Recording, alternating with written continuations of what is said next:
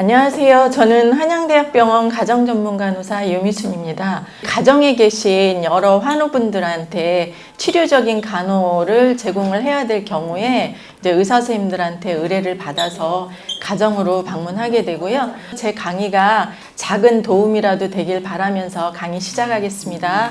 병원에 입원하셔서 루게릭 진단을 받고 퇴원을 하시게 되면 굉장히들 당황을 하세요. 퇴원을 할 때 도대체 어떤 준비물을 집에 준비를 해놓은 상황에서 퇴원을 해야 되는지 많이들 힘들어 하시는데 참고하시라고 제가 지금 해놓은 거 있고요.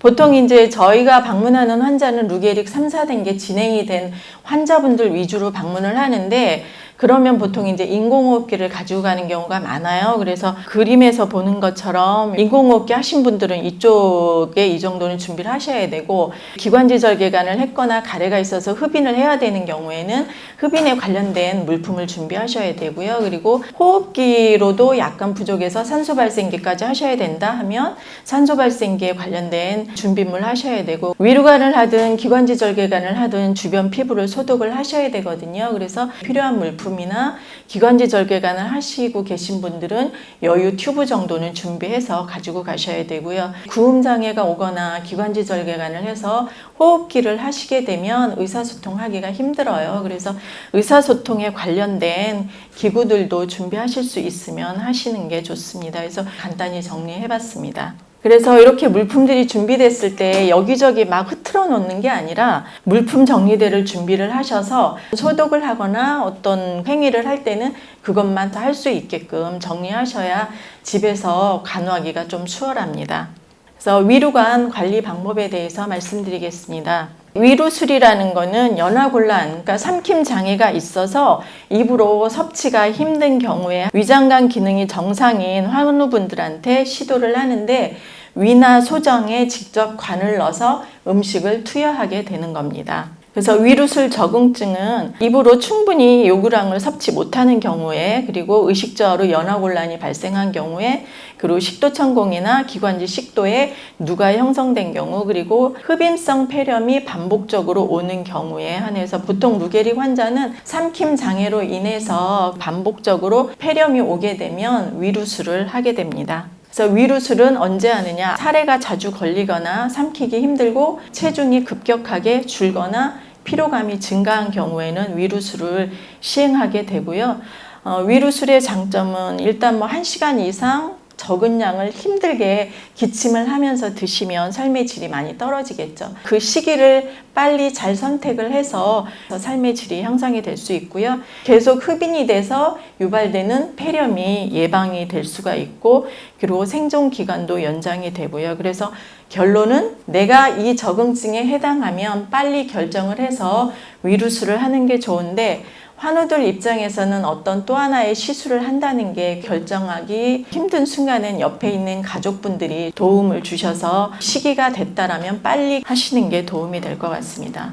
그래서 위루관 주의 소독 방법을 보면 모든 행위의 시작 전에는 손 위생을 해주셔야 되는 거고요. 그리고 아까 말씀드렸다시피 그 소독할 때 필요한 물품 다 가지고 계셔야 되고, 일반적으로 소독제가 한 가지다라는 건 없어요. 만약에 주변 피부가 잘 아물었으면 생리식염수로만 닦아내고 하셔도 되고, 주변에 염증 소견이 있거나 피딱지가 많이 있거나 그런 경우에는 베타딘이나 피딱지가 있으면 과산화수소를 쓰면 이게 녹거든요. 그래서 그 상황에 맞게끔 소독제는 준비하시면 될 것 같고요. 이 소독할 때 중요한 거는 그 주변 피부가 염증 소견이 있는지 없는지, 통증이 있는지 없는지, 혹시 누출이 있는지 관찰하는 게 중요한 거고요. 보통 위루술을 하면 샤워도 안 하고 목욕도 안 하고 그러고 계시는 경우가 있는데, 위루술을 시행하고 보통 일주일에서 열흘 정도 지나면 상처가 치유가 되기 때문에 간단한 샤워 정도는 가능해요. 그래서 샤워하고 나서 다시 소독을 하면 되는데, 그것까지도 난 물 들어갈까 봐 두렵다 해서 안 하시는 경우가 있는데, 그런 경우에는 그냥 부엌에서 쓰는 랩 있잖아요. 감고 하셔도 되고, 방수 테이프 같은 경우는 좀 비싸긴 한데 효과적으로 잘 붙여서 샤워 정도는 하시면 되고요. 삽입 부위 소독은 그럼 언제 해요? 라고 물어보시는 분들이 계신데, 주변 피부 상태에 따라 조금 차이가 있어요.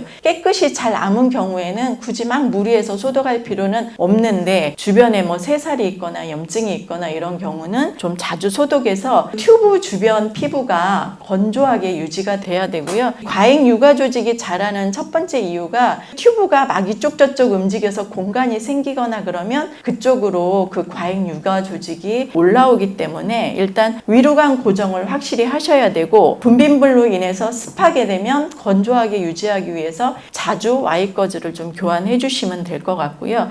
그리고 육아 조직이 많은 경우에는 이제 저희가 방문했을 때 알보칠이든 뭐 항생연고든 이렇게 이용을 해서 떼드리기도 하니까 너무 걱정 안 하셔도 될 것 같고요. 드레싱 할 때 필요한 물품 간단히 정리해 봤습니다. 그림으로 지금 환자분들 상태를 보면 3살이 있거나 그러면 Y거즈 이렇게 피가 많이 묻어나요. 그래서 Y거즈를 뗐을 때 저렇게 피가 많이 묻어난다 하면 보통 3살이 돋았기 때문에 저렇게 분비물이 묻어나거든요. 그래서 그런 경우에는 건조하게 유지를 해야 되니까 거즈 자체를 자주 바꾸고 항생연고든 알보칠이든 적용을 하시면 될 것 같고, 보통 정상은 이 정도예요. 많이 묻어나지 않아요. 참고로 하시면 될 것 같고요. 그래서 위루관 같은 경우 현재 뭐 풍선 타입이나 내시경 타입이 있는데, 내시경 타입은 교환 주기가 길어요. 보통 1호는 1년 이상인데 오래 쓰시는 분은 2년도 쓰기는 하더라고요. 근데 이제 루게릭 환자분들이 입이 잘 안 벌어지는 경우에는 나중에는 풍선 타입을 할 수밖에 없어요. 입이 안 벌어지면 내시경 자체가 하기가 힘들기 때문에 그때는 풍선 타입으로 하는데, 풍선 타입 같은 경우는 저희가 방문했을 때 금식 시간만 맞춰주시면 저희가 가정에 방문해서 교환을 해드리거든요. 그리고 이제 주변 피부에 이렇게 Y거즈나 뭐 폼이나 이렇게 여러 개를 대는데,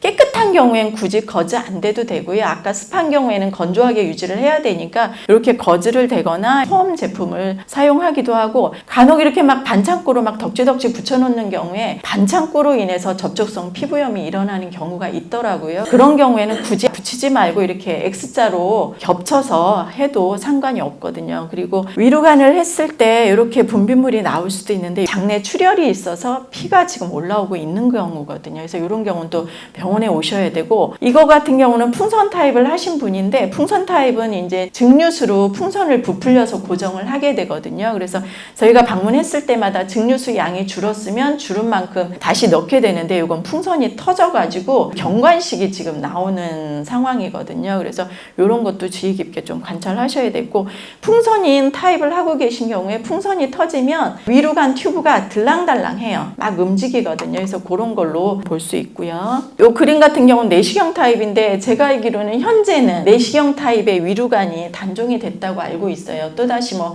입고가 되겠지만 현재는 풍선 타입만 있다고 하거든요. 풍선 타입은 내시경 타입에 비해서 길이도 굉장히 짧아요. 3분의 1 정도로 짧고 열고 잠글 수가 없어요. 풍선 타입은 그냥 이렇게 일자로 돼 있어서 이렇게 풍선이 부풀려져서 이렇게 고정이 되는 거거든요. 예. 경관식 주입할 때 그 간호에 대해서 간단히 말씀드리겠습니다. 경관식 주입할 때는 위 내용물의 흡인을 방지하기 위해서 상체를 약간 상승을 시킨 상태에서 경관식 주입을 해야 되고요. 혹시 흡인하시는 환자분이라면 경관식 주입 전에 흡인을 먼저 시행을 하시고 경관식을 주입을 하셔야 내용물 흡인되는 게 좀 예방이 될 수가 있고요. 복강 내에 염증이 생기면 구토, 발열, 복통이 있고, 음식물 주입을 할 때 보통의 루게릭 환자분들은 의사표현을 확실히 해요. 배부르다, 배가 아프다 이렇게 의사표현을 하기 때문에 복통을 호소하거나 속이 메시껍거나 이렇게 호소를 할 때는 잠깐 중지를 하고 다시 진료를 보든지 하셔야 될 것 같고요. 그리고 이제 피딩 전에는 보통 주사기로 뒤로 흡인을 해서 소화 정도를 보통 알아보고 나서 그 경관식을 주입을 하게 되는데, 그 잔여량이 50cc 밑으로 나오는 경우에는 경관식 주입을 해도 되는데 50cc 이상으로 나오는 경우에는 1시간 정도 뒤로 늦춰서 다시 한번 확인한 다음에 50cc 이하로 위 내용물이 나왔을 때 경관식 주입을 하면 되고요. 확인을 2-3번 했는데도 계속 많은 양의 음식물이 나온다. 그러면 진료를 보시고 다시 상의를 하셔야 되는 경우고요. 보통 이제 피딩 전에는 그 통과 여부를 확인하기 위해서 물을 한 20에서 30 정도로 통과를 하시면 되고, 식사가 끝나고 나면 그 음식물을 들어가기 위해서 다시 물을 2-30 정도 주게 되고요. 예를 들어서 식사를 8시에 하고 12시에 한다. 그러면 한 2-3시간 지나면 보통 소화가 되잖아요. 그럴 때 물을 한 50, 100씩 줄 때 튜브를 깨끗이 관리하기 위해서는 튜브를 살짝 비벼주는 거예요. 미지근한 물을 싹 통과해주고 물을 끝까지 딱 채우고 해서 튜브를 튜브를 깨끗하게 유지하면 튜브 교환 주기가 더 뒤로 갈 수가 있어요. 그리고 1회 경관식 주입량이 너무 많은 양을 하면 역류를 하기 때문에 보통 앵커버가 한 팩에 400이고 하모닐란이 한 팩에 500이잖아요. 그 이상 주입하지 말라는 말씀 드리고 싶고요. 약을 주입하다가 약이 너무 되직해서 그 약으로 인해서 막혔다고 연락 오시는 분들도 있거든요. 그래서 약을 주입하기 전에는 미리 미지근한 물에 잘 희석을 하셔서 막히지 않게끔 잘 하셔야 되고요. 그리고 풍선 타입은 저희가 갈 때마다 확인을 해서 흡수된 양만큼 다시 증류수로 채워줘야 이게 빠지지 않아요. 시간이 되면 증류수가 흡수가 되기 때문에 풍선이 작아져요. 그러면 어느 순간 좀만 당겨줘도 이게 확 빠지는 경우가 있거든요. 그런 경우 조심하셔야 될 것 같고, 교환 주기는 아까 말씀드렸다시피 내시경은 1년 이상이고 풍선 타입은 최대 한 6개월 더 길게 하시는 분도 있는데 보통은 6개월마다 교환을 하게 됩니다. 또 기관지 절개관을 하거나 입에 침 사례가 많이 있거나 가래가 있는 경우에는 흡인을 하게 돼서 제가 흡인 방법 간단히 설명하고 지나가겠습니다. 흡인을 하는 경우에도 흡인 관련된 물품들이 다 있어야 되고요. 그리고 의식이 있는 환자는 상체를 약간 세우고 의식이 없는 환자는 옆으로 놓은 측이 상태에서 시행을 하면 되고요. 보통 흡인을 하게 되면 생리식염수로 기계 키기 전에 통과 여부를 확인을 하는데 그 생리식염수가 없으면 크린조, 크린투어, 크린클 그 성분만 생리식염수 성분이면 가능하거든요. 근데 보통 병원에서 크린조를 많이 쓰니까 집에 가셔서도 크린조만 구입을 하려고 막 이 약국 저 약국 막 돌아다니시는 경우가 있어요. 어쨌든 생리식염수 성분이면 다 사용 가능한 걸로 아시면 되겠습니다. 기관지 절개관을 한 경우에 보통 흡인을 하게 되는데 이론은 뭐 10cm, 15cm 넣으라고 하는데 그 센치 재기가 힘들잖아요. 그래서 흡인 카데터를 넣다 보면 저항이 느껴지는 지점이 있어요. 저항이 딱 느껴지면 거기에서 튜브를 살짝 뒤로 뺀 다음에 돌려가면서 부드럽게 흡인을 하시면 되고, 흡인을 하실 때 주의점은 한번 흡인을 시행할 때 너무 장시간 15초 이상을 하게 되면 호흡곤란이 오기 때문에 15초 이내로 하시면 되고요. 그리고 흡인의 시작과 끝이 너무 장시간 5분 이상이 되지 않도록 주의하시면 됩니다. 그림으로 잠깐 보면 구강으로 흡인을 하는 경우에 그 카데터 길이를 잘 모르잖아요. 그러면 코끝에서 귓볼까지 센치를 재서 요 정도 넣어주시면 되고요. 기관지 절개관을 하신 분들은 이렇게 튜브 내로 직접 카데터가 들어가서 흡인을 하게 되는 거 있습니다. 그리고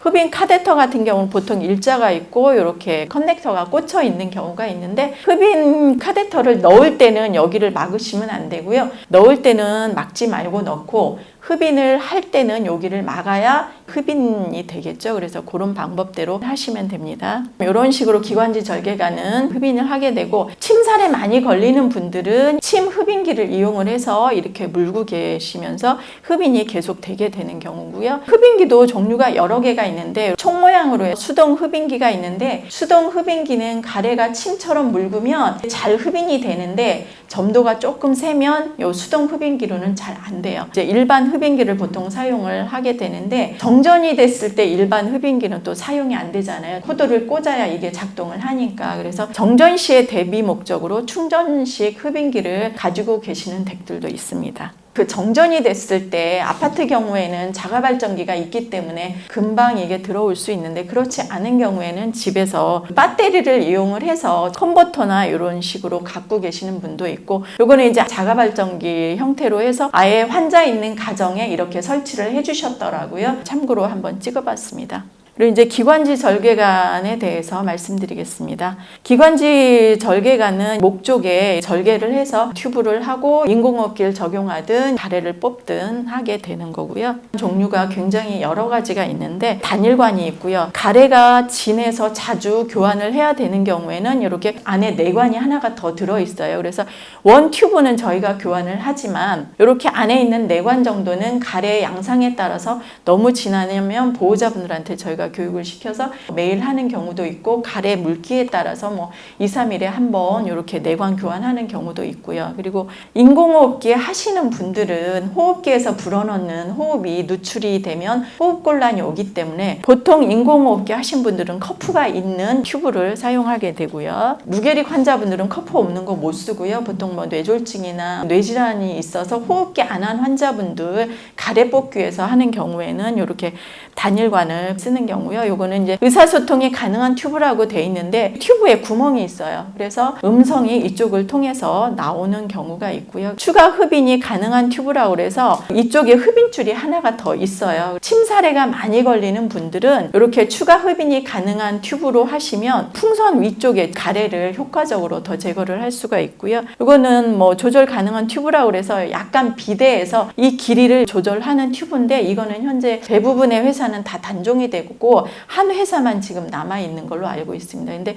이 튜브는 많이 사용 안 하고요. 보통 이 위쪽 튜브를 사용하고 있습니다. 이제 기관지 절개관 관리에 대해서 말씀드리겠습니다. 기관지 절개관을 하면 주변 피부를 또 소독을 해야 되잖아요. 그래서 소독 물품이 필요하고 호흡기 적용하신 분은 풍선을 부풀려 나왔기 때문에 쉽게 빠지진 않는데 시간이 지나면 또 이 풍선이 작아져요. 그래서 당겨지거나 뭐 체위 변경을 하거나 그럴 때 간혹 빠지는 경우가 있어서 여유 튜브는 항상 놓으셔야 되는 거 있고 완전히 빠지지는 않았는데 이게 앞으로 이렇게 풍선에 걸려서 많이 이렇게 튕겨져 나온 경우에 목끈을 조절을 해서 다시 넣으시면 되고요. 저희가 이제 보통 2주나 4주에 한번 교환을 하다 보면 이 튜브 자체가 안에서 조직이 이렇게 달라붙어서 잘 안 나오는 경우가 있어요. 힘들게 교체를 하고 그런 경우에는 또 출혈도 심하거든요. 그래서 그런 경우에는 하루에 이제 한두 번 정도 풍선을 완전히 뺐다가 다시 넣으라고 해서 그 조직의 유착을 방지하게끔 보통 설명을 하고요. 기관지 절개관에 보통 이렇게 풍선을 불어넣는데 이 풍선을 마냥 크게 하는 게 아니고 적정 압력이 있어요. 요 그림처럼 기구가 있어서 이걸로 적정 압력을 재는 경우가 있고 기관지 절개관을 한 경우에는 보통 담당 주치의 선생님이 뭐 5cc를 하라든지 6cc를 하라든지 그 풍선 양을 알려주니까 그 양대로 넣으시면 되고요. 기관지 절개관을 하고 이제 호흡기를 하신 분들은 호흡기 내에 가습기가 있기 때문에 괜찮은데 그렇지 않은 분들은 여기가 그냥 뚫려 있기 때문에 많이 건조해져요. 그래서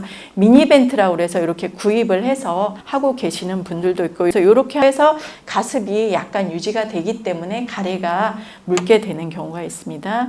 그리고 기관지 절개관을 하거나 이제 호흡기를 하게 되면 의사소통 하기가 힘들어져요. 그래서 글자판을 이용을 할 건지 그림처럼 환우분이 많이 표현하시는 단어를 미리 써놓고 숫자로 해서 눈 깜빡임으로 의사표현을 하는 경우도 있고 보호자나 간병인이 24시간 옆에 붙어 있으면 좋겠지만 그렇지 않은 경우도 많기 때문에 부를 수 있는 방울이라든지 벨이라든지 이렇게 설치를 해서 내가 도움이 필요함을 표시를 하는 경우가 있습니다. 최근에는 안구 마우스를 굉장히 많이 사용들을 하시더라고요. 가정에 가면 불과 몇 년 전만 해도 안구 마우스 하면 가격대가 1,000만 원 가까이 됐었는데 최근 가정에 가서 물어보면 프로그램도 많이 개발됐고 많이 싸졌더라고요. 한 100에서 200 그 사이면 안구 마우스 구입 가능하다고 그러시더라고요. 그래서 이렇게 안구 마우스를 사용을 해서 카톡도 보내고 좋은 정보도 주고 질문도 하고 어떤 분은 뭐 그 안구 마우스 이용해서 간단한 회사 일 정도 결제 뭐 이런 거 하시는 분들도 있고 하시더라고요. 그래서 잠깐 안구 마우스 쓰는 거 한번 보겠습니다. 그래서 보통 이제 안구가 맞춰졌다는 게 이렇게 표시가 돼요. 이렇게 다 클릭을 해서 글자를 형성을 하면 음성으로 전환이 돼서 나오게 되더라고요. 그래서 의사소통은 안구 마우스가 나왔기 때문에 그렇게 큰 문제는 없는 것 같아요. 안구의 움직임만 괜찮다라면 많이들 사용하고 계시거든요. 인공호흡기 관련 부분은 앞에 호흡 제할 부분에서 많이 하셨기 때문에 이거는 그냥 지나가도록 하겠습니다. 인공호흡기 경보시 대처 방법에 대해서 간단히 설명을 드리겠습니다. 인공호흡기를 이제 하게 되면 알람이 굉장히 많이 울려요. 그러면 그 알람을 무시를 할 게 아니라 왜 알람이 울리는지를 꼭 확인을 하셔야 돼요. 보통 이제 고압 경보가 울리면 이제 보통 하이 프레셔라고 옆에 압력바가 올라가는 경우가 있는데 가래가 있는데 흡인을 안 해주면 통로가 좁아지잖아요. 그래서 고압 경보가 울리게 되고 이제 인공호흡기 자체가 여러 개의 회로로 이렇게 연결이 돼 있기 때문에 때문에 회로가 꼬였거나 눌리게 되면 또 고압 경보가 울리게 되고요. 어떤 의사소통을 해서 나의 불편을 제거를 해달라고 그랬는데 간병인이나 보호자분이 그거를 해결을 해주지 않으면 환자가 화둔하고 불안해지게 되면 또 고압 경보가 울리게 돼요. 그래서 불안감을 감소시키는 것도 굉장히 중요하고요. 그래서 물받이통이 있는데 이것도 확인을 해서 2분의 1 이상 찼을 때는 바로바로 비워주셔야 되는 거 있고요. 반대로 이제 그 기관지 절개관을 했을 때 커프가 찢어졌거나 이제 튜브가 빠졌거나 이제 이런 경우에 그 울리게 되고 여러 가지 회로로 인공호흡기 구성이 되는데 그 회로 자체가 중간에 찢어졌거나 빠졌거나 된 경우에는 또 저압 경보를 울리게 되고요. 그렇지도 않은데 계속 전원 경보가 울리거나 그런 경우에는 뭐 호흡기회사에 연락을 하거나 병원에 오셔서 확인을 하셔야 되고 인공호흡기를 하고 계신 경우에는 반드시 엠브백을 가지고 계셔야 돼요. 기계이기 때문에 이게 오작동하는 경우도 있거든요. 그래서 인공호흡기를 하고 있음에도 불구하고 환자가 호흡곤란이 있고 환자 상태가 나빠진다 그러면 엠브를 짜고 119에 연락을 하셔야 됩니다. 말씀드렸던 것처럼 저압 경보 이렇게 화면에 표시되는 경우가 있고요. 그 옆에 압력바가 있어서 평상시에 이분의 정상 수치가 15에서 20인데 이게 10 아래로 뚝뚝 떨어진다. 그러면 그게 저압 경보거든요. 그런 경우에는 뭐 찢어졌는지 불안 정도 뭐 이런 거 확인을 하셔야 되는 거 있고 거꾸로 30 이상 막 올라간다. 그런 경우에 이제 고압 경보로 보셔서 대처하는 방법대로 하시면 되고 호흡기 회사에서 라벨을 붙여놨더라고요. 이 그림이 떴을 때는 어떻게 대처를 하십시오라 그래서 그 라벨을 붙여놨으니까 보시고 대처를 하시면 될 것 같습니다. 그래서 이제 호흡기 관리면은 이제 보통 요거는 단일 회로인 경우고요. 요거는 이제 여러 개 이제 회로 있어서 보통 3개의 회로로 되어 있는 액티브 서킷이라고 하는데 보호자분들이 보셔야 할 게 팹라인이 있는데 이게 항상 위로 향해야 되는데 간혹 뒤집어져서 밑으로 내려져 있는 경우에는 이제 이 호흡기 자체에 가습통이 있는데 이제 물방울이 방울방울 맺히게 되거든요. 호흡기 회로에. 근데 그 물방울이 이쪽으로 들어가게 되면 이제 호흡의 흐름이 방해가 돼서 호흡곤란이 올 수 있기 때문에 항상 수직으로 유지를 하셔야 되고 물받이통이 있어요. 이렇게 회로에 보면 가습을 해서 이제 물이 여기에 모이게 되는데 반 이상 찼을 때는 버려주셔야 되는 거 있습니다. 그리고 버리고 나서 잘 잠그셔야 되는데 대충 잠가 놓으면 호흡기에서 불어넣는 호흡이 이쪽으로 누출이 되기 때문에 호흡곤란이 유발이 되거든요. 그래서 항상 물을 버리고 나서는 잘 잠그시라는 거 있습니다. 가습기가 여기에 보면 워터 레벨 라인이라고 해서 있는데 여기를 넘기지 마시라는 거. 이게 채워는 증류수가 3개 되면 기계가 오작동이 될 수도 있고요. 가습통은 반드시 증류수로 채워야 되는데 간혹 증류수가 다 떨어졌다 그래서 생리식염수로 채우는 경우가 있어요. 그러면 생리식염수는 염분 성분이 있기 때문에 기계가 부식이 된다고 하더라고요. 그래서 가습통은 반드시 증류수로 채워라는 거 있고 증류수라는 이름은 알았어요. 보호자분 그래서 약국 가서 증류수를 달라고 그러면 증류수 없고 정제수 있습니다. 그러면 이게 같은 성분인데 증류수만 또 찾아 헤매시는 경우가 있어요. 성분만 같으면 상관없어요. 정제수든 증류수든 증류수 성분으로 해서 채워주시면 되는 거 있고요. 그래서 이제 호흡기 관리는 보통 호흡기 회사에서 한 달에 한 번씩 오셔서 호흡기 회로 교체하게 되니까 요거는 크게 상관 안 하셔도 될 것 같습니다.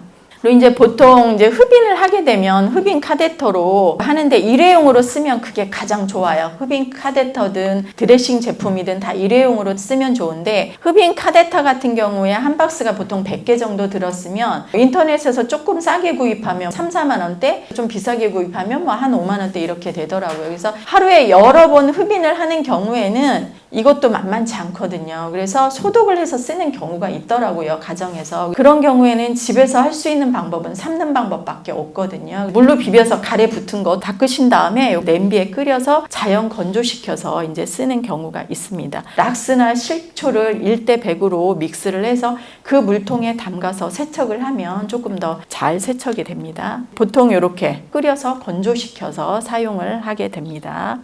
가정간호 이제 신청 방법에 대해서 간단히 말씀드릴 건데요. 저희는 보통 초기 환자분들은 많이 방문하지 않고요. 3, 4단계 진행을 해서 위루관을 했는데 아직은 확실하게 정착이 안 돼서 그 위루관으로 흡입되는 경관신 양이 적으면 그 영양제 주사로 보조요법으로 같이 시행을 하게 되거든요. 그래서 그런 경우에 보통 가게 되고요. 기관지 절개관이나 위루관을 했을 때 주변 피부 관리라든가 기관지 절개관 같은 경우는 저희가 뭐 2주나 4주에 한 번씩 방문을 해서 교환을 하게 되고 위루관 같은 경우도 풍선 타입 같은 경우는 저희가 방문을 해서 교환을 하게 됩니다.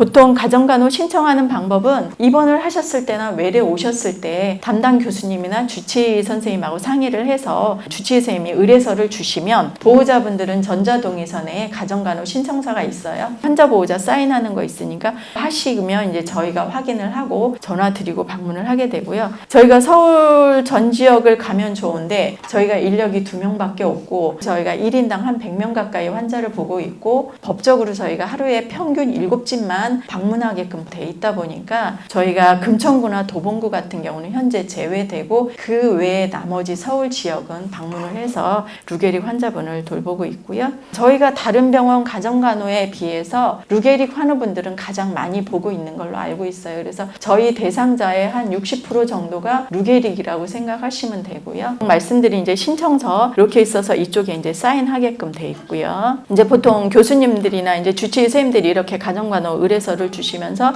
이제 여기 의사 처방에 이렇게 내주시게 됩니다. 수가에 대해서 간단히 알아보겠습니다.